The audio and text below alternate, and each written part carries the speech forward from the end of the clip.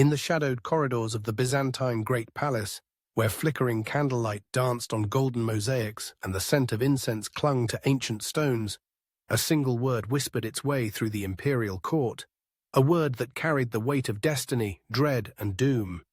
AIMA. In Greek, it means blood, but to those who served and schemed beneath the gilded domes of Constantinople, it meant much more.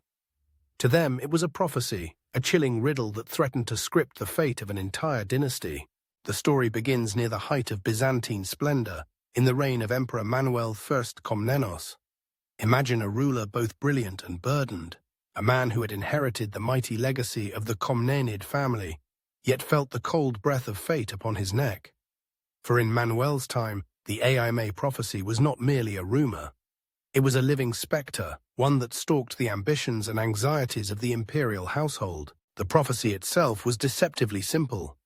It claimed that the first letters of the reigning emperor's names from the Komnenid line would spell out AIMA, AIMA, Alexios, Ioannis, Manuel, and then another A. Each letter represented a ruler, each ruler a step closer to the prophecy's bloody fulfillment. The sequence was uncanny. Alexios Y, Alpha, Ioannis II, Iota, known as John in the West, Manuel Y, Mu. The pattern was undeniable, and with Manuel reigning, the prophecy stood at the precipice of completion, AIM, and the ominous unfinished waiting for its final alpha. For Manuel, this was no trivial superstition. He was the third son of his father, ascending to the throne by a twist of fate that seemed to echo the prophecy's sense of inevitability.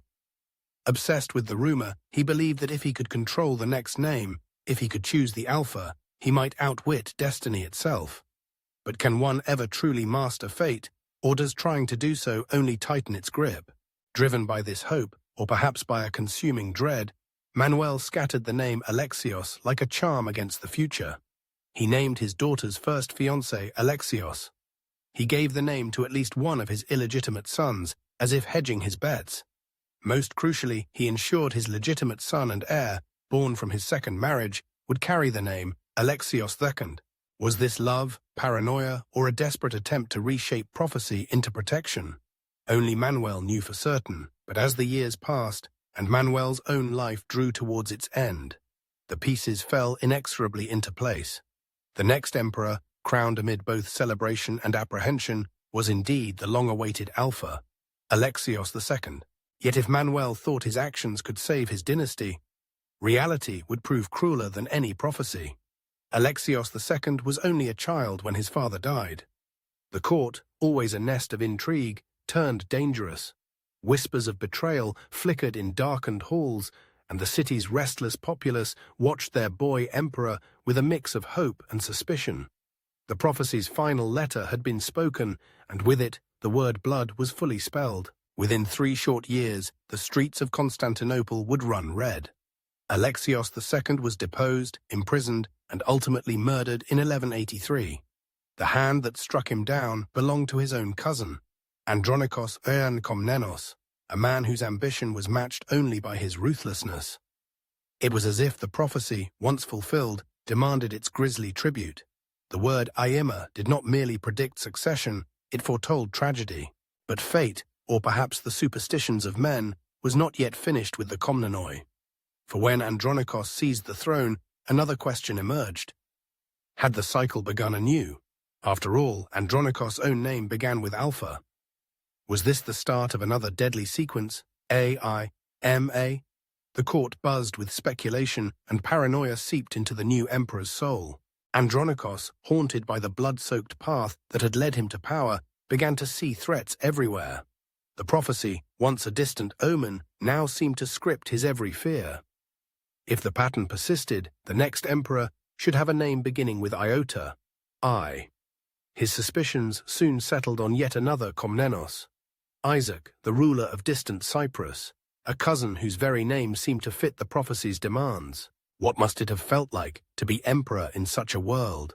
To rule not only men, but omens? To glance over one's shoulder, wondering if fate was stalking you just as surely as your rivals? For Andronikos, the answer came with terrifying swiftness. His reign, marked by violence and terror, ended as bloodily as it began.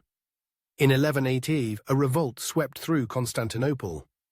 The emperor was seized, tortured, and killed, another victim in a line already soaked with imperial blood.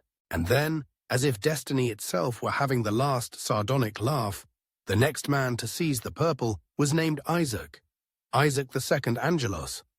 The cycle, it seemed, had come full circle. Was it fate or mere coincidence? Was the prophecy a true vision of the future or a self-fulfilling curse, its power drawn from the very belief of those who feared it most? Perhaps the answer lies not in the stars, but in the hearts of men. For in the Byzantine world, where prophecy and politics walked hand in hand, belief could be as deadly as a dagger. The AIMA prophecy was, in the end, a mirror, reflecting the hopes, fears, and ambitions of those who gazed into it. It was a story about power and paranoia, about the desperate desire to control destiny, and the tragic truth that some things may be beyond even an emperor's grasp. The word AIMA lingers in history, a blood-red echo from a vanished empire. Was it fate or folly? A genuine warning from the gods, or a tale spun by those who sought meaning in chaos? Whatever the answer, the prophecy and its bloody legacy remain, an indelible mark on the story of Byzantium, and a reminder that sometimes the most dangerous prophecies are the ones we make come true ourselves.